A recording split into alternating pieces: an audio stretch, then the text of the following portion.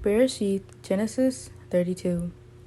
And Yaakov went on his way, and the angels of Elohim met him.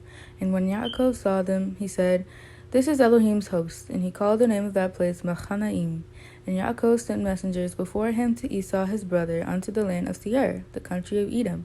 And he commanded them, saying, "Thus shall ye speak unto my lord Esau. Your servant Yaakov says thus, I have sojourned with Laban, and stayed there until now, and I have oxen and asses, flocks and men servants and women servants, and I have sent to tell my lord that I may find grace in your sight." And the messengers returned to Yaakov, saying, "We came to your brother Esau, and also he comes to meet you, and 400 men with him."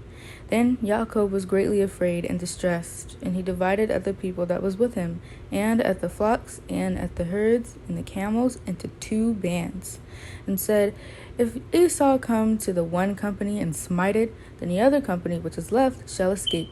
And Yaakov said, "O Elohai of my father Abraham, and Elohai of my father Yitzchak, Yahuwah, which said unto me, Return unto your country and to your kindred, and I will deal well with you.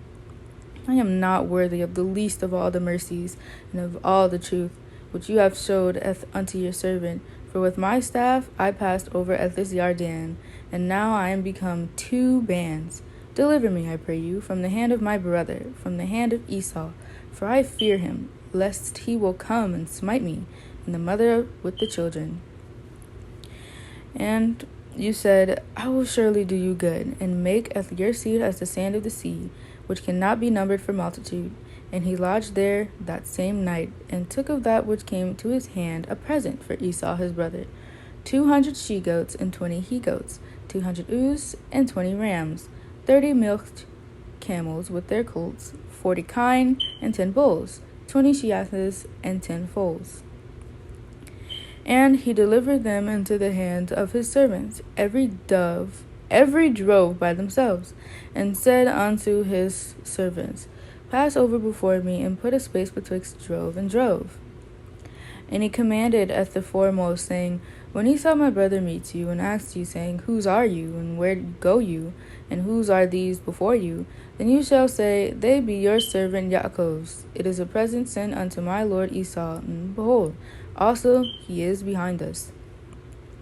And so commanded he at the second, and at the third, and at all that followed the droves, saying, "On this manner shall ye speak unto Esau, when ye find him. And say ye moreover, Behold, your servant Yaakov is behind us.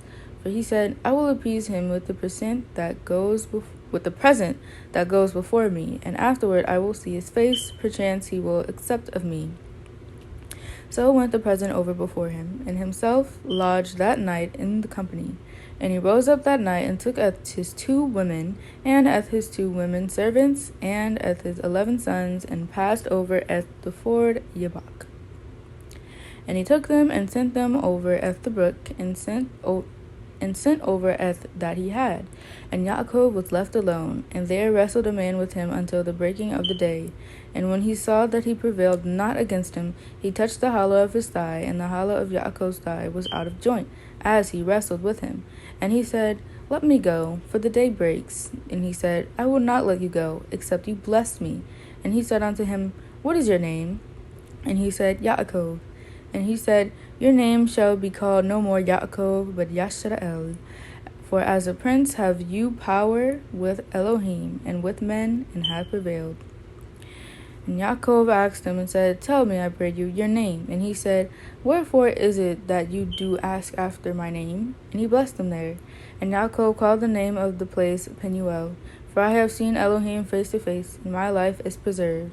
And as he passed over at Penuel, the sun rose upon him, and he halted upon his thigh. Therefore the children of Yisrael eat not of the sinew which shrank, which is upon the hollow of the thigh, unto this day, because he touched the hollow of Yaakov's thigh in the sinew that shrank.